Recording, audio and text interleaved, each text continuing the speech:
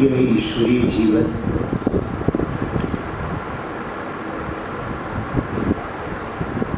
आनंद, प्रेम, प्रसन्नता, इन सबसे परिपूर्ण ईश्वरीय सौगात है। ये ईश्वरीय जीवन सांसारिक लोगों की कल्पना से भी बाहर है। कोई सोच नहीं सकता है कि ये राजयोगी इन्हें परमात्मा मिला है।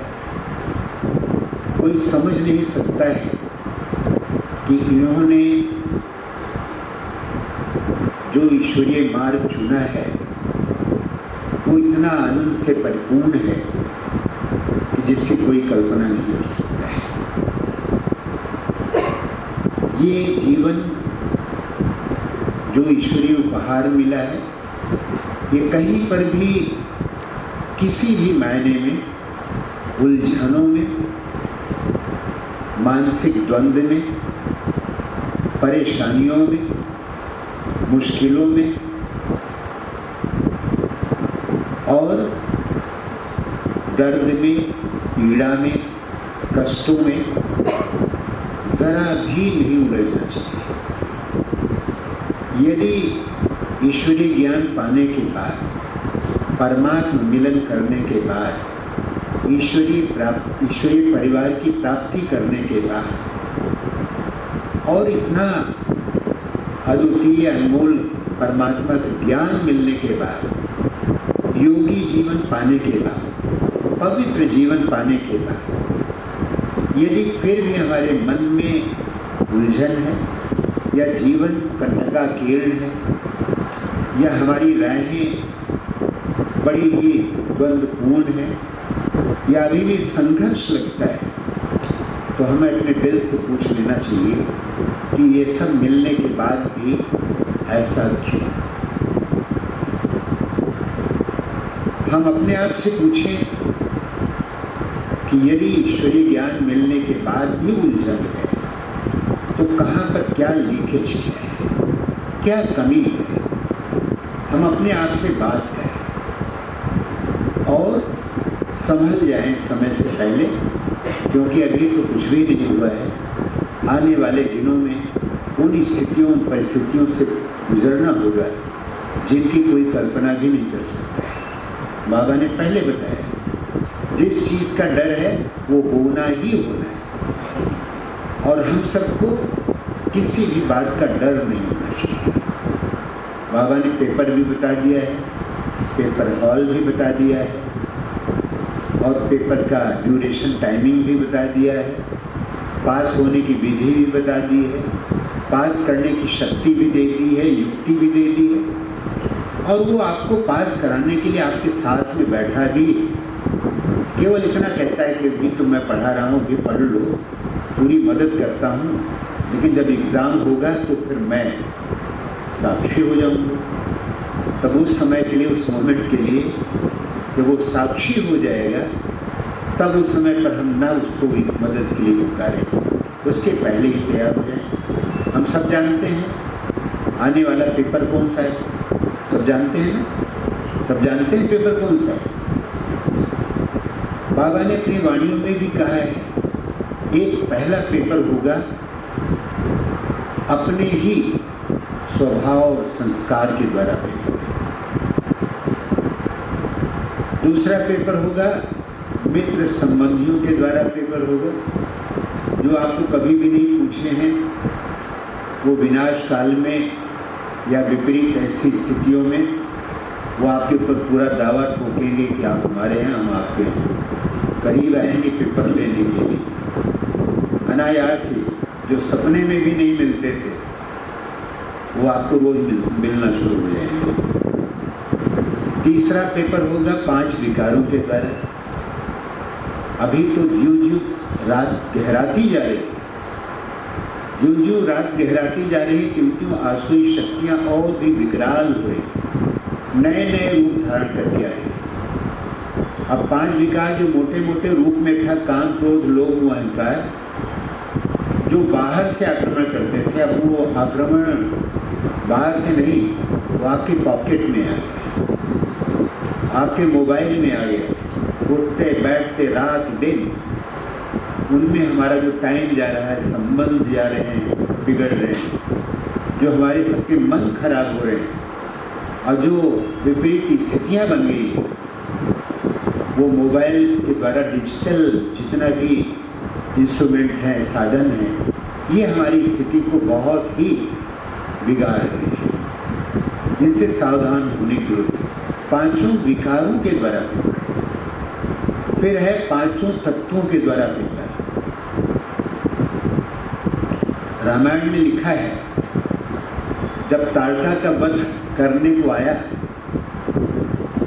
तो रात होने लगी, और फिर विश्वामित्र ने कहा, राम लक्ष्मण, ज्यों-ज्यों रात बीतती जाएगी त्यों-त्यों ये आसुरी शक्तियाँ और प्रबल होती जाएंगी, इनकी शक्तियाँ दुगुणित होती जाएंगी, बहुगुणित होती जाएंगी। इसलिए समय रहते इनको समाप्त करो, नहीं तो बड़ा मुश्किल हो जाएगा। बाबा कह रहे हैं कि बच्चे अभी समय है, फिर भी लेट हुआ है, टू लेट नहीं हुआ है, जो करना है अभी कर लो, इसके बाद फिर वक्त नहीं मिलेगा, फिर इनको परास्त करना बहुत मुश्किल हो जाएगा, क्योंकि कलयुग की रात्रि बहुत ही गहराती जा रही है। नए नए वीपन्स, नए नए औजार, नए नए हथियार माया प्रयोग में ला रहे, उनको समझना, जब तक समझेंगे तब तक नया वायरस, नया कोरोना आ जाएगा, नया कोरोना आएगा। इसलिए रोना न पड़े, इसलिए कोरोना से पहले सावधान रहने की बात। ये है 5 विकारों के द्वारा पेपर। फिर है 5 तत्वों के द्वारा पेपर। हम सब जानते हैं कि एक अर्थक्वेक आता है तो कितना नुकसान करता है, एक सुनामी होता है तो क्या होता है, कहीं बाढ़ होता है तो क्या क्या हो जाता है, और जब 5 तत्व एक साथ ही लग जाएंगे तो क्या होगा, सोच सकते हैं, है? फिर एक पेपर और भी है इससे बड़ा, आवश्यक वस्तुओं के अभाव के द्वारा पेपर। वो भी दिन आएगा, जैसे कर्फ्यू लगा हुआ होगा, कहीं निकल नहीं सकेंगे, भोजन जहरीले मिलेंगे, पानी में भी जहर घुला रहेगा, कहीं पर किसी से मिल नहीं सकेंगे, ना कोई कहीं आ जा सकेंगे। उसमें बाबा की याद संजीवनी बूटी बन करके आपको शक्ति देगी। वो दिन भी, वो भी घड़ी आएगी। आवश्यक वस्तुओं के अभाव का, ना डीजल मिलेगा, ना पेट्रोल मिलेगा, ना पानी, और सब मिलेगी नहीं तो फिर क्या करेंगे? तैयार है? तैयार है उस समय के लिए? ये दुनिया वालों की हालत है। आपके लिए कुछ भी नहीं होगा। आपके लिए होगा कुछ? आपके लिए होगा कुछ? क्यों? है बाबा साथ में, जो बाबा की याद की में मगन होंगे, बाबा उनको ऐसे कैप्सूल देंगे, ऐसी कोई दवाई देंगे जो उनको जरूरत नहीं पड़ेगी। महाभारत में वर्णन आता है, भेली लूटी गोपियाँ, वही अर्जुन वही बाण। भेलिनियों ने गोपियों को लूट लिया, अर्जुन भी वही था, बाण भी वही था, गांडीव, लेकिन कोई ताकत नहीं थी। भेलिनियों ने गोपियों को लूट लिया। हम आबू में रहते हैं, ऊपर माउंट में, वहाँ की अंत में परीक्षा 1 से ही होगी। किस बात से? पानी। पानी नहीं पहुँचेगा, पानी नहीं मिलेगा, पहाड़ पे पानी कहाँ रहेगा, सूखा पड़ा रहेगा, सब होटल वोटल छोड़ छाड़ देंगे लोग, रास्ते टूट जाएंगे, ना नीचे वाले ऊपर जा सकेंगे, ना ऊपर वाले नीचे आ सकेंगे। पानी नहीं रहेगा तो क्या करेंगे लोग? बाबा आपको पानी देगा कहीं न कहीं से, देगा ना। जलंधर वाले पहुंच जाएंगे मधुबन में, और मधुबन वाले जलंधर में आ जाएंगे, ऐसा होगा? ऐसा होगा ना, आपकी लगन जो है बाबा के पास पहुंच जाए। अंतिम जो है ट्रेन होगी या अंतिम फ्लाइट होगी आप, और आपके मन बाबा में लगा रहेगा तो बाबा बुला लेगा। आओ बच्चे, घर में अपने बैठो, अपने बाबा की गोद में विश्राम करो। लेकिन वहाँ क्या होगा, वहाँ आपको पानी मिलेगा। बाबा कौन सा पानी पिलाएंगे वो तो जानते हैं, बच्चों को उतना प्यासे रखेगा न तो भूखा रखेगा।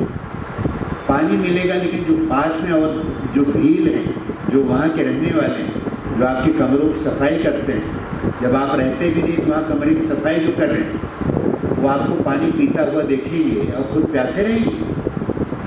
क्या करेंगे वो, क्या करेंगे वो वो आपका पानी भी ले लेंगे, खाना भी ले लेंगे और आपको बाहर कर देंगे, आप जाओ। और आप वहाँ पहाड़ के गुफाओं में वहाँ पर आप तपस्या करेंगे। तो भीलिनियाँ गोपियों को लूट लेंगे, क्योंकि अंत के समय में जब भगवान देखेगा कि ये तो कहना नहीं मानते हैं, तो वो भी अपना हाथ उठा के छोड़ देगा, चलो। पालना जो साकार में करनी थी कर दिया, जो आकार में करनी थी वो भी कर दिया, और जो निराकार में करना है तो निराकार रूप से निराकार की पालना करता रहेगा। जो उसकी याद में मगन रहेंगे वो तो बाबा की मदद मिलते रहेंगे, वो तो बाबा की याद में मगन रहेंगे। लेकिन जो व्यवस्था को देखते हैं, यहाँ तो ये होता है, वहाँ होता है, जो स्वमान के बजाय अभिमान में रहेंगे, जो स्वचिंतन के बजाय परचिंतन में रहेंगे, और जो स्वदर्शन चक्र चलाने के बजाय प्रदर्शन चक्र चलाते रहेंगे। भी 3-4 दिन पहले मुरली में तो देखेंगे बाबा मैं कुछ और कह रहा हूँ, ये तो कुछ और ही कर रहे हैं, कहना मानने वाले नहीं हैं। तो बाबा कहे भैया अपना समझ लो, निपट दो, जब तक मेरा सहारा लेना था तो ले लिया। ऐसे गांव में एक भक्त जा रहा था, तो लोगों ने समझा, बच्चों ने समझा ये पागल है, उसको पत्थर मारना शुरू कर दिया। उसने बहुत जोर से चिल्लाया, भगवान बचाओ, कृष्ण बचाओ। तो उस समय कृष्ण कहते हैं भोजन कर रहे थे, रुक्मिणी भोजन करा रही थी। लेकिन एक दरवाजा की साइड से रुक्मिणी गई तो उधर देखती है कि श्री कृष्ण दूसरे दरवाजे से बहुत जोर से भागे, और अभी गेट तक गए, वापस लौट आए तो देखा क्या हुआ। तो पूछा ये क्या हुआ, कहा कुछ नहीं कुछ नहीं। तो बहनें जब पीछे पड़ जाती हैं तो बताना ही पड़ता है, जाके आप बच के कहाँ जा सकेंगे। तो बताया कि मेरा एक भगत था, वो बहुत जोर से चिल्लाया, उसको पत्थर मार रहे थे।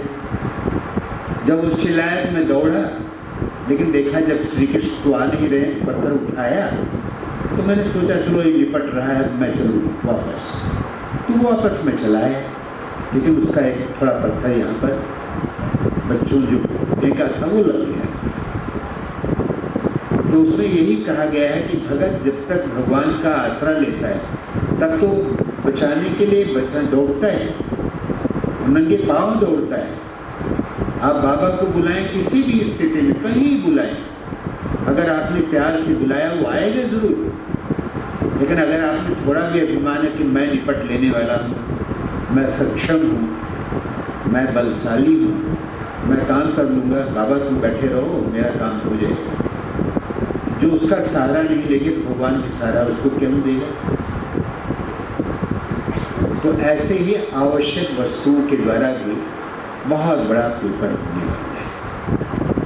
फिर जानवरों के द्वारा भी, फिर इविल स्पिरिट के द्वारा भी होगा।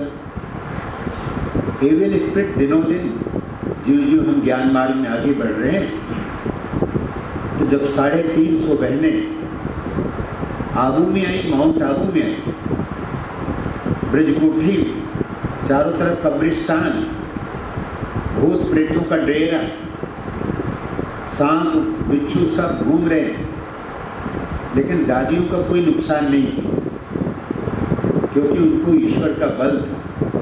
एक भरोसा, एक सहारा, एक आस एक बल एक विश्वास। जब ये सहारा था तो बाबा उनको मदद देने के लिए तैयार था, बाबा मदद देने के तैयार था। लेकिन आज जब हमारे ऊपर कोई कुछ कर रहा है, कोई पता नहीं क्या कर रहा है, जब टोना टटका भूत प्रेत तांत्र मंत्र ये सब जितना भी जो हमारे ईश्वरीय ज्ञान से ताल्लुक नहीं रखते, जब इसमें आएंगे, इनका सहारा लेंगे, उनका सहारा लेंगे, तो भूत आपके पास जो भय का भूत है वही भूत बन करके, जमघट बन करके आपको परेशान करें। तो जो आत्माएं बाबा की याद में रहती हैं, ईश्वरीय बल और ईश्वरीय भरोसा पे रहती हैं, जो उसके सहारे से और पवित्रता का बल जिन्होंने जमा किया है, उनका कोई भी दुनिया में कोई भी आत्मा कोई कुछ बिगाड़ नहीं सकता है। अरे जो जिंदा रह करके नहीं करते वो मर के क्या करेंगे, वो मर के क्या करेंगे? भूत प्रेत वगैरह कुछ भी नहीं है आपके आगे। लेकिन अगर कमज़ोर मन है तो भय का भूत वो बहुत बड़ा भूत है। भयभीत होते हैं ना, भयभीत होंगे, भय का भूत भी हो जाएगा और उसमें बिना मारे ही मर जाएंगे। उन दिन में होंगे बहुत सारी आत्माएं शरीर छोड़ी होंगी, वातावरण में चारों ओर चीख पुकार होगी, साए साए की आवाज़ होगी, सामने काले काले दिखाई पड़ेंगे चेहरे, लंबे लंबे नाखून होंगे, उल्टे उल्टे उनके पाँव होंगे, काले काले देखेंगे, हड्डियाँ हड्डियाँ दिखाई पड़ेंगी, आंखें बड़ी डरावनी होंगी। मैं आपको डरा नहीं रहा, लेकिन ये स्थितियां बनेगी। जो डरा वो मरा। इसलिए डरना नहीं है सबसे बड़ी चीज। आध्यात्मिकता और ईश्वरीय ज्ञान ये हमें निर्भय बनाता है। अगर भय तो है तो समझो देह अभिमान है, अज्ञान है, और भय नहीं है, भगवान आपके साथ है, आपके साथ ज्ञान है। ज्ञान हमें मिला है निर्भय होने के लिए, किसी बात का डर नहीं, कोई बात का डर नहीं। और सांझ को तो आज है नहीं, हम सब सत्य पथ के राही। हमारा मार्ग वो क्या है? सत्य पथ के राही। हमारा कोई बाल भी बांका नहीं कर सकता। उस समय पर आप ऐसे बैठे रहेंगे, बाबा की याद में खोए रहेंगे, अशरीरी स्थिति का अनुभव होगा। बाहर भारत और पाकिस्तान की लड़ाई चल रही है और अंदर में 350 बहनें बैठी हैं, तो तपस्या करें, क्या हुआ कुछ पता ही नहीं। ऐसे ही लास्ट में भी होगा। आप बाबा की याद में मगन, अशरीरी अवस्था में, भगवान तुम्हारा ज्ञान सिमर कर मन बेहद हर्षाता है, आनंद मगन आत्म पंछी अंबर में कहीं खो जाता है। आप बाबा की लगन में मगन, तेरी याद में मैं मगन हो गया, न जाने मैं किस लोक में खो गया। आप खो जाएं, ईश्वरी याद की मस्ती में मस्त हो जाएं, और सामने देखने वाला देखेगा कि अभी यहाँ पर कोई थी, वो बुरी दृष्टि से भी आएगा और वैसे भी आपसे कुछ लेने के लिए आएगा, आपके सामने आएगा और आप वरदानी मुद्रा में ऐसे बैठे रहें। ऐसे बैठ जाएं, सब कोई बैठ जाएं ऐसे।